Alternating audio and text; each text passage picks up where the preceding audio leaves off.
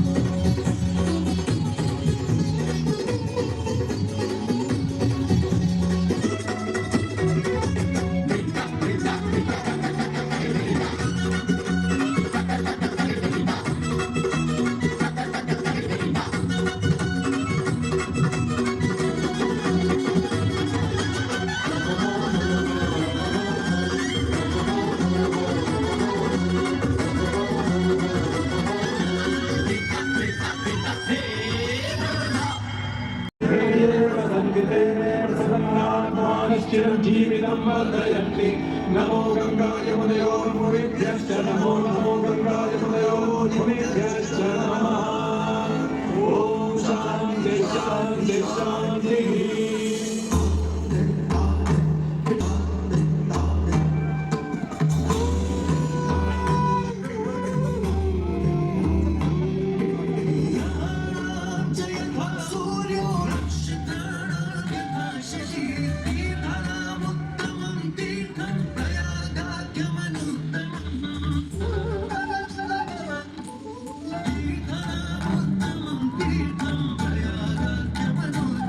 उसी प्रकार प्रयाग सभी तीर्थों में सर्वश्रेष्ठ है। पद्म पुराण में वर्णित ये श्लोक जिस तरह प्रयाग की विशेषता को दर्शाता है, उसी तरह इस पावन क्षेत्र का गुणगान करने वाली अनेक पौराणिक कथाएं, किंवदंतियां एवं कहानियां आज भी जनमानस में प्रचलित हैं। ऐसी ही एक पौराणिक कथा है जो भगवान ब्रह्मा को प्रयाग से जोड़ती है। मान्यताओं के अनुसार भगवान ब्रह्मा को यज्ञ करने हेतु एक दिव्य स्थान की आवश्यकता थी, जिसके चयन को लेकर वे बड़ी ही दुविधा में थे। अपनी दुविधा के निवारण हेतु भगवान ब्रह्मा नागों के देवता महाराज शेषनाग के यहाँ पहुंचे और उनसे कहा, हे आदिशेष, मैं यज्ञ करने हेतु इस सृष्टि में एक ऐसा स्थान ढूंढ रहा हूँ जो दिव्यता और पवित्रता की दृष्टि से सर्वोत्तम हो। क्या आप मुझे ऐसा कोई उपयुक्त स्थान बता सकते हैं जो प्रयाग रखिए, जिसका भार सबसे अधिक आए। मेरे विचार में वही सर्वश्रेष्ठ तीर्थ होगा। इस मूल्यांकन के परिणाम स्वरूप प्रयाग का पलड़ा ही भारी रहा। इस तरह प्रयाग की प्रधानता सिद्ध हुई और तभी से इसे तीर्थों का राजा कहा जाने लगा। आज भी ऐसी मान्यता है कि भगवान ब्रह्मा ने गंगा नदी के पश्चिमी तट पर 10 अश्वमेध यज्ञ संपन्न किए थे। आज उस स्थान को हम दशाश्वमेध घाट के नाम से जानते हैं। भगवान ब्रह्मा के अलावा इंद्रदेव, वरुण देव एवं सोमदेव ने भी प्रयाग क्षेत्र में ही भगवान कृष्ण की आराधना करने हेतु यज्ञ किए थे, जिससे उन्हें भी श्री हरि का आशीर्वाद प्राप्त हुआ। प्रयाग शब्द में प्र का अर्थ है प्रकृष्ट और याग का अर्थ होता है यज्ञ। इसलिए इन दो शब्दों से बना प्रयाग सबसे पवित्र स्थान माना जाता है। प्रयाग ही संसार में एकमात्र ऐसा पावन क्षेत्र है जहाँ 3 पवित्र नदियों का संगम होता है।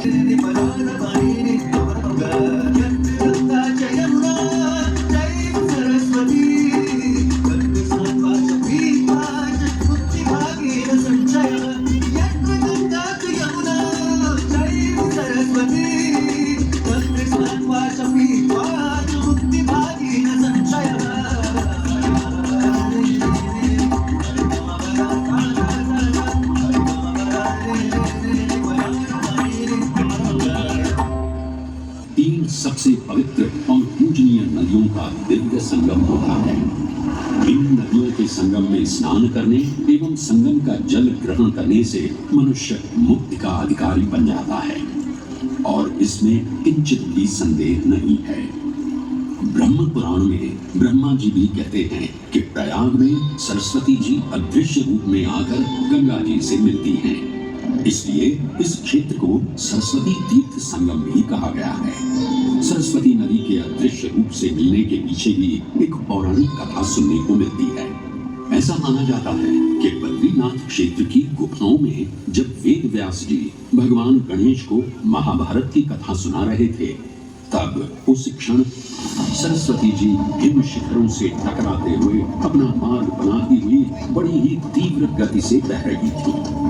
सरस्वती नदी के इस तेज बहाव से उत्पन्न होने वाली तेज ध्वनि वेद व्यास जी का ध्यान भंग कर रही थी। इसलिए महर्षि वेद व्यास जी ने सरस्वती जी से वेग और ध्वनि को कम करने का आग्रह किया, परंतु उनके अनुरोध उपरांत भी जब सरस्वती नदी के वेग एवं ध्वनि में कोई कमी नहीं हुई, तो उन्होंने क्रोधित होकर सरस्वती जी को श्राप दे दिया और कहा कि वे अब धरती के भीतर यानी कि पाताल लोक में प्रवाहित। तब से ये माना जाता है कि हिम शिखरों से उद्गमित हुई सरस्वती नदी उत्तराखंड के माना गांव से आगे अपने अदृश्य रूप में प्रवाहित होती है। आगे चलकर यही अदृश्य रूपी मां सरस्वती प्रयागराज में गंगा एवं यमुना नदी से मिलकर त्रिवेणी संगम को पूर्ण करती है। ये प्रयाग नगरी पवित्रता का उद्गम है, जिसके अंश हमें वेदों एवं पुराणों में भी मिलते हैं, जिनमें वर्णित है सुरों असुरों द्वारा हुआ समुद्र मंथन। अमृत प्राप्ति के लिए सुरों और असुरों ने एकजुट होकर क्षीर सागर का मंथन किया, जिसके संदर्भ में पुराणों में विभिन्न कथाएं देखने को मिलती हैं। उन्हीं कथाओं में एक कथा महर्षि दुर्वासा और इंद्रदेव से संबंधित है। इस कथा के अनुसार ऋषि दुर्वासा ने इंद्रदेव से प्रसन्न हो उन्हें पारिजात पुष्पों की एक दिव्य माला भेंट की, जिसे इंद्रदेव ने साधारण पुष्पों की माला समझ स्वयं धारण न कर उसे अपने वाहक गजराज ऐरावत के मस्तक पर रख दिया। पल भर में गजराज ने वो माला धरा पर गिरा उसे अपने पैरों तले रौंद दिया। ऋषि दुर्वासा से ये अपमान सहन न हुआ और उसी क्षण क्रोधित हो उन्होंने इंद्रदेव को श्राप दे दिया। हे अहंकारी इंद्र, तेरा इतना दुस्साहस कि तूने मेरा अपमान किया। जिस वैभव एवं शौर्य पर तू इतरा रहा है, क्षण भर में ही तेरा ये वैभव, प्रतिष्ठा, शक्तियां सब नष्ट हो जाएंगी। मैं अत्रिपुत्र दुर्वासा समस्त देवगणों को श्रीहीन होने का श्राप देता हूं।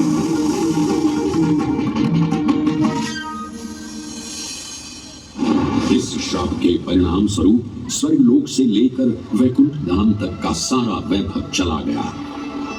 जहां स्वर्गलोक में सभी देवता अपना वैभव एवं शक्तियां खो चुके थे, वहीं वैकुंठ धाम में मां लक्ष्मी भी क्षीर सागर की गहराइयों में चली गई। उनके जाते ही सृष्टि का संतुलन बिगड़ने लगा एवं असुर राजा बलि ने तीनों लोक अपने अधीन कर लिए। ये सब देखकर सभी देवतागण अपने श्राप के निवारण हेतु भगवान विष्णु की शरण में जा पहुंचे और कहने लगे, हे पालनहार, हे स्वामी, अब आप ही हमें इस श्राप से मुक्त होने का मार्ग बता सकते हैं, अन्यथा हम अपनी शक्तियों से सदैव वंचित ही रहेंगे और युद्ध में कभी भी असुरों का सामना नहीं कर पाएंगे। हे देवराज, ऋषि दुर्वासा के श्राप से सभी देवतागण जीवन मृत्यु के काल चक्र में बंध चुके हैं। इस काल चक्र एवं श्राप से मुक्त होने के लिए अब केवल एक ही मार्ग शेष है और वो है समुद्र मंथन। इस समुद्र मंथन से निकलने वाले रत्न ही आपके खोए हुए यश, वैभव और कीर्ति को पुनः स्थापित करेंगे। परंतु आपको इस मंथन के लिए असुरों के बल की भी आवश्यकता होगी, क्योंकि उनके बिना यह समुद्र मंथन संभव नहीं है। जैसी आपकी आज्ञा प्रभु। असुरों ने एक मत होकर क्षीर सागर का मंथन करना स्वीकार किया। जहां मंदार पर्वत मथनी के रूप में आए तो वहीं वासुकी नाग को नेति की भूमिका मिली। भगवान विष्णु ने स्वयं कूर्म अवतार धारण कर मंदार पर्वत को उसका आधार प्रदान किया। क्षीर सागर को मथना शुरू किया गया और 14 रत्नों में सबसे पहले हलाहल विष उत्पन्न हुआ। उस विष के प्रभाव को कोई भी देवता या असुर सहन करने में समर्थ नहीं थे। इस कालकूट विष से सृष्टि का विनाश हो सकता था। इसीलिए इस आपदा से बचाने स्वयं देवों के देव महादेव प्रकट हुए और उन्होंने इस विष का पान किया। ये सब देख मां पार्वती ने विष को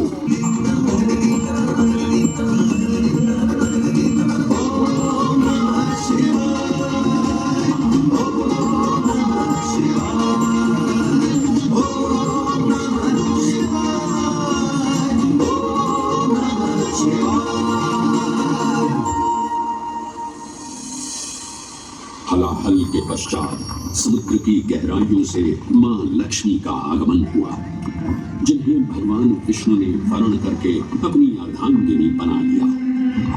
इसके पश्चात समुद्र मंथन से एक एक कर कामधेनु का पारिजात वृक्ष, चंद्र, कल्प वृक्ष, अपार सुंदर अप्सराएं, गंधर्व, शंख, उच्चैः, वारुणी एवं कौस्तुभ मणि जैसे अनेक रत्न उत्पन्न हुए।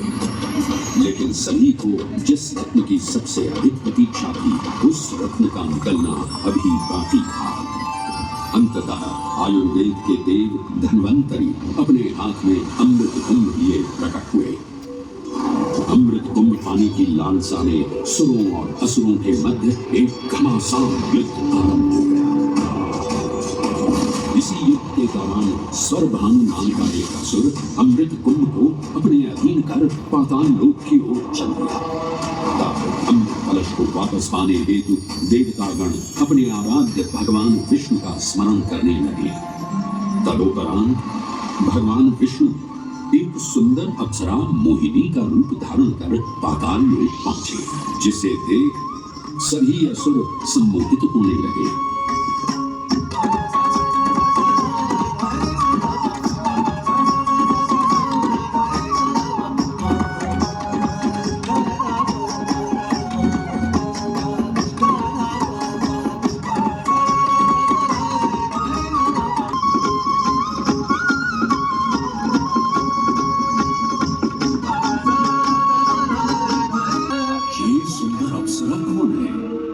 ये कहां से आई है?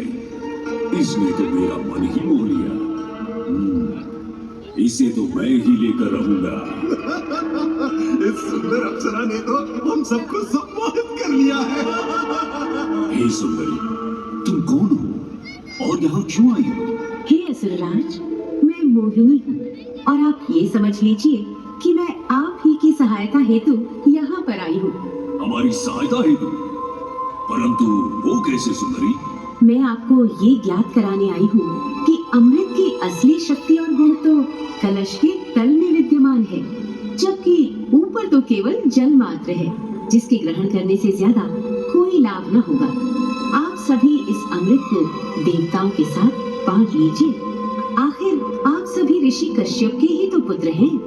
देवताओं के साथ अमृत बांटने से एक तो आपका वैभव बढ़ेगा और दूसरा जो अमृत का फलदायक भाग है उसे आप ही ग्रहण कर सकेंगे। हे मनमोहिनी, तुम सत्य ही कह रही हो, परंतु अगर हमने ये अमृत कलश देवताओं को दे दिया तो क्या पता वे सारा अमृत स्वयं ही ग्रहण कर लें और हम सभी असुर इससे वंचित ही रह जाएंगे। आप निश्चित रहिए, ऐसा कदापि नहीं होगा। मैं स्वयं ही सभी सुरों और असुरों को अमृत पान करवाऊंगी और साथ ही साथ ये सुनिश्चित भी करूंगी कि अमृत का फलदायक भाग आप सभी को ही प्राप्त हो। बस फिर क्या था, भगवान विष्णु की अपरंपार लीला आरंभ हुई। जहां एक ओर सभी देवतागण विराजे तो वहीं दूसरी ओर सभी असुर। मोहिनी रूप धारण भगवान विष्णु एक एक कर सभी देवताओं को अमृतपान करवाने लगे, जिससे वे पुनः अपनी शक्तियां प्राप्त कर सकें। परंतु स्वरभानु नाम का असुर जल्द ही भगवान विष्णु की ये चालाकी भांप गया और चुपचाप देवता वेश धारण कर उन्हीं के बीच में जाकर विराजमान हो गया। तब जैसे ही मोहिनी स्वरभानु को अमृतपान कराने हेतु अग्रसर हुई, ठीक उसी क्षण सूर्य एवं चंद्रमा स्वरभानु का असली रूप पहचान गए। ये ज्ञात होते ही भगवान विष्णु अपने मूल रूप में परिवर्तित हो गए और अपने सुदर्शन चक्र से स्वरभानु का सिर धड़ से अलग कर दिया। परंतु तब तक अमृत की 2 बूंदें स्वरभानु के कंठ से उतर चुकी थी, जिसके चलते वो अमरत्व प्राप्त कर चुका था। इस तरह स्वरभानु के कटे हुए सिर के भाग को राहु का नाम मिला और धड़ को केतु के नाम से जाना जाने लगा। माना जाता है कि प्रतिशोध की ज्वाला में ज्वलित राहु एवं केतु सूर्य एवं चंद्रमा पर ग्रहण लगाते हैं। इस प्रकार सूर्य और चंद्र पर ग्रहण लगना राहु और केतु का प्रतिशोध माना जाता है। भगवान विष्णु की ये लीला देख सभी असुर अचंभित हो उठे। इससे पहले कि वे कोई प्रतिक्रिया दे पाते, भगवान विष्णु के वाहन पक्षीराज गरुड़ ने शीघ्रता से अमृत कलश को उठा लिया और अपने साथ लेकर स्वर्गलोक की ओर उड़ यात्रा के दौरान पृथ्वी पर 4 जगह अमृत की कुछ बूंदें छलक कर गिर पड़ी थी और इन बूंदों से उन नगरों की नदियों के पानी में अमृत जैसे गुण आ रहे थे। वे 4 स्थान हरिद्वार, प्रयाग, उज्जैन एवं नासिक है और यही कारण है कि इन 4 नगरों में कुंभ का पर्व मनाया जाता है। ऐसी भी मान्यता है कि एक दिव्य दिवस एक सांसारिक वर्ष होता है और पक्षीराज गरुड़ की यात्रा में 12 दिन लगे थे, इसीलिए हर 12वें वर्ष में कुंभ पर्व मनाया जाता है।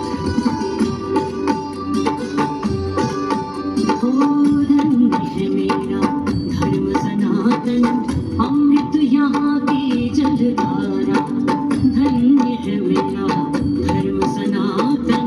अमृत यहाँ की जलधारा, सती का संगम तीनों में समाया। सृष्टि करा त्रिवेणी नहाए जो पाए वो मुक्ति। हर एक बूंद यहाँ ईश्वर का भरा। राशन है धरती और गगन, राशन हर एक कुंभ है। महाकुंभ है, कुंभ है, महाकुंभ है। महाकुंभ है, कुंभ है, महाकुंभ है। जीवन को पावन करता कुंभ है। संगम देवों की महिमा का गुण गान करता कुंभ है।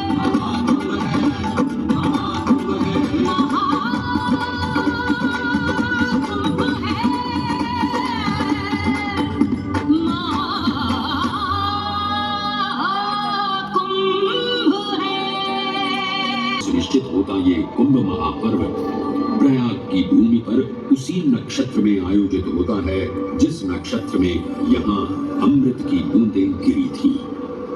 गणनाओं के अनुसार जब बृहस्पति वृषभ राशि और सूर्य चंद्रमा मकर राशि चक्र में प्रवेश करते हैं, तब प्रयागराज में कुंभ पर्व आयोजित किया जाता है। सनातन धर्म भारत ही नहीं बल्कि विश्व भर से आए करोड़ों श्रद्धालुओं का स्वागत कर रहा है। कुंभ पर्व केवल एक पर्व ही नहीं बल्कि एक तीर्थ का अवसर भी है, जहां लाखों करोड़ों श्रद्धालु कल्पवास के नियमों का पालन करते हैं। पौष पूर्णिमा से लेकर माघ पूर्णिमा तक चलने वाले कल्पवास के दौरान तीर्थालु सांसारिक सुखों को त्याग कर तपस्वी संतों की तरह कुटिया में रहते हैं। उनकी दिनचर्या ब्रह्म मुहूर्त में गंगा स्नान से शुरू हो संध्या वंदना और भजन कीर्तन जैसे आध्यात्मिक कार्यों के साथ रात्रि तक समाप्त होती है। श्रद्धालु दिन में केवल एक ही बार भोजन ग्रहण कर मानसिक रूप से धैर्य, अहिंसा और भक्ति भाव में लिप्त रहते हैं।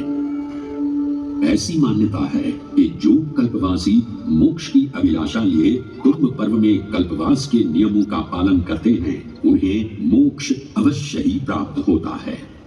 पारंपरिक रूप से इस आध्यात्मिक पर्व की औपचारिक शुरुआत का श्रेय 8वीं शताब्दी के हिंदू दार्शनिक और संत आदि शंकराचार्य को दिया जाता है। उन्होंने न केवल 4 पवित्र मठों पुरी, श्रृंगेरी, द्वारका और बद्रीनाथ की स्थापना की थी, बल्कि सन्यासी परंपरा को जीवित रखने हेतु 10 नाम सन्यासी व्यवस्था का गठन भी किया था, जिसके अंतर्गत निर्माणी, अटल, निरंजनी, आनंद, जूना, आवाहन और अग्निसात नामक 7 अखाड़े निर्मित हुए। आदि शंकराचार्य का उद्देश्य शास्त्रों के ज्ञान को आपस में साझा कर सनातन धर्म के दार्शनिक आधारों को सुदृढ़ और परिपक्व करना था। अतः धर्म की सभी शाखाओं को संगठित रखने हेतु आदि शंकराचार्य ने प्रयाग की भूमि पर कुंभ पर्व को पुनः आयोजित किया। आज के इस दौर में कुंभ पर्व की महत्ता का अनुमान इसी बात से लगाया जा सकता है कि यूनेस्को द्वारा मानवता की अमूर्त सांस्कृतिक विरासत की प्रतिनिधि सूची में इस पर्व को शामिल किया गया है।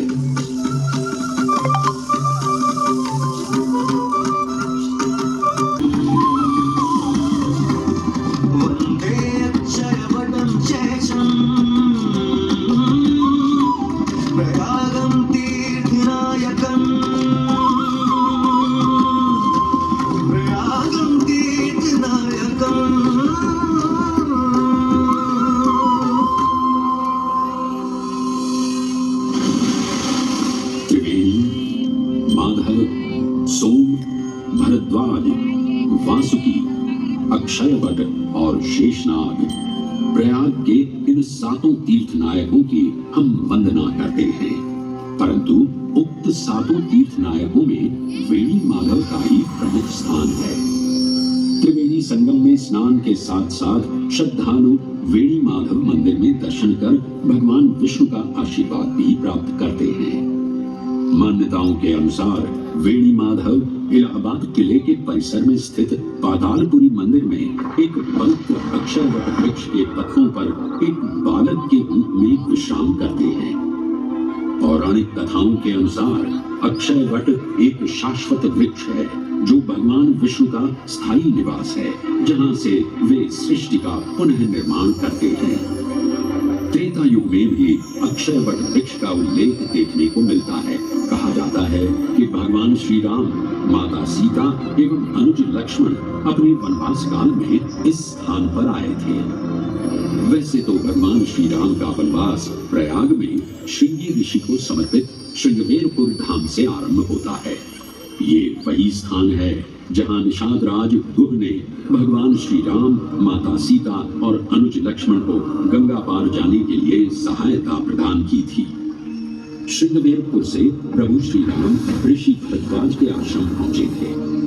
भरद्वाज मुनि बसहि प्रयागा, गोस्वामी तुलसीदास जी ने रामचरितमानस में ऋषि भरद्वाज का निवास स्थान प्रयागराज ही बताया है। ऋषि भरद्वाज से त्रिवेणी संगम की महिमा सुन प्रभु श्री राम, माता सीता और अनुज लक्ष्मण त्रिवेणी संगम में स्नान कर तीनों नदियों का आशीर्वाद प्राप्त करते हैं। इसी कड़ी में एक प्रचलित कथा के अनुसार संगम तट पर ही माता सीता ने प्रभु श्री राम से महादेव और परम शक्ति मां पार्वती की आराधना करने की अपनी मनोकामना को व्यक्त किया था, जिसके उपरांत प्रभु श्री राम ने यमुना तट पर भगवान भोलेनाथ और मां पार्वती को समर्पित एक मंदिर का निर्माण करवाया था, जिसे आज हम मनकामेश्वर मंदिर के नाम से भी जानते हैं।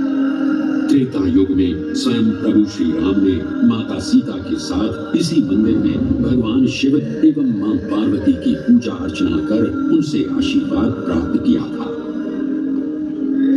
महादेव के इस प्राचीन मंदिर से अगर थोड़ा आगे चले तो उन्हीं के अंशावतार पवन पुत्र हनुमान जी का मंदिर भी विद्यमान है।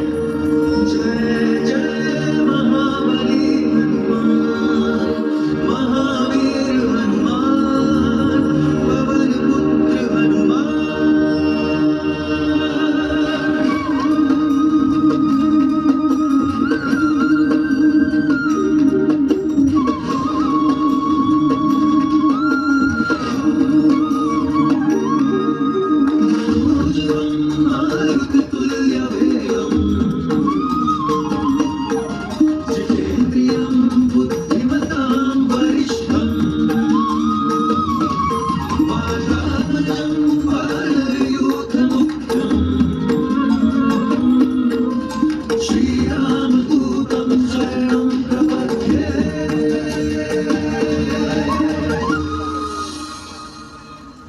ये एक ऐसा अनूठा मंदिर है जहां हनुमान जी लेटे हुए दिखाई देते हैं। प्रचलित कथाओं की माने तो हनुमान जी के आदेशानुसार बाघंबरी बाबा को इस तट पर उत्खनन करते समय हनुमान जी की एक दिव्य मूर्ति प्राप्त हुई थी, जिसके फलस्वरूप आज यहाँ बड़े हनुमान जी का मंदिर विद्यमान है। इस चमत्कार से विस्मयाभिभूत हुए बाबा बाघंबरी ने हनुमान जी की सेवा में अपना जीवन समर्पित कर दिया। आज भी इस मंदिर की देखरेख का कार्यभार बाघंबरी गद्दी ने ही संभाल रखा है। पुराणों एवं अनेक धार्मिक ग्रंथों में वर्णित प्रयाग क्षेत्र के कौशाम्बी का उल्लेख देखने को मिलता है। कौशाम्बी प्राचीन भारतीय वत्स महाजनपद की राजधानी थी। गौतम बुद्ध ने अपने तपस्वी जीवन के 6ठे और 9वें वर्ष यहीं बिताए और अपने अनुयायियों को कई महत्वपूर्ण धर्मोपदेश भी दिए। बौद्ध धर्म से अगर जैन परंपरा की ओर चले तो ऐसी मान्यताएं आज भी प्रचलित हैं कि प्राचीन तीर्थंकर ऋषभदेव ने भी वत्स देश में ही ज्ञान प्राप्त किया था। इसके अलावा 6ठे जैन तीर्थंकर पद्म प्रभु का जन्म इक्ष्वाकु वंश में राजा श्रीधर और रानी सुसीमा देवी के घर कौशाम्बी में ही हुआ था। यहाँ तक कि मगध सम्राट अशोक ने भी अपनी शाही देखभाल के लिए इसे अपनी उपराजधानी बनाया था। तथ्यों को टटोलें तो अशोक की लाट आज भी इस क्षेत्र में देखने को मिलती है। धार्मिक विविधता से परिपूर्ण प्रयाग क्षेत्र एक ऐसा अनूठा क्षेत्र है जहां ज्ञान का प्रकाश फैलाने सिख गुरु भी पधारे हैं।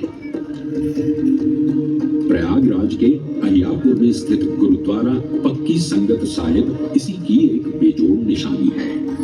माना जाता है कि श्री गुरु तेग बहादुर जी अपनी यात्रा के दौरान 6 महीने इसी स्थान पर रुके थे। यहाँ वे प्रार्थना और ध्यान करते थे, इसलिए इसे तप स्थान भी कहा गया है। ये कहना गलत नहीं होगा कि त्रिवेणी संगम के तट पर गुरुओं और संतों की शिक्षाओं का अनोखा समावेश है। ये गुरुद्वारा पक्की संगत साहिब इलाहाबाद या इलाहाबाद के नाम से कुछ समय के लिए चर्चित ये प्रयागराज आज भी जीवंत है।